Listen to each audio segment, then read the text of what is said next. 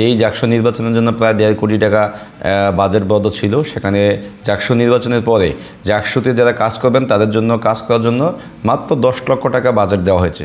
আমরা যারা নির্বাচিত হয়েছি আমরা আসলে কিছু কাজ আছে যেগুলো আসলে কম বাজেটের মধ্যে করা সম্ভব, আবার কিছু কাজ আছে যেই কাজগুলো আসলে কি আমাদের করার জন্য একটা বিগ বাজেটের দরকার। তো আসলে এই বাজেটের যেই স্বল্পতা, এটার জন্য কিন্তু আমরা কাজ করার জন্য অনেকটা হিমশিম খাচ্ছি, এবং আমাদের যেই কাজগুলো আসলে নির্বাচনের আগে আমরা সকলেই ইশতেহারে রেখেছিলাম সেগুলো কিন্তু বাজেট স্বল্পতার কারণে সেই কাজগুলো করার জন্য আমরা অনেকটা বিড়ম্বনায় পড়তে যাচ্ছি, এবং আমাদের শিক্ষার্থীদের সেই প্রত্যাশা কিন্তু আমরা বাজেট বৃদ্ধি না করার ফলে আমরা সেগুলো করতে পারছি না।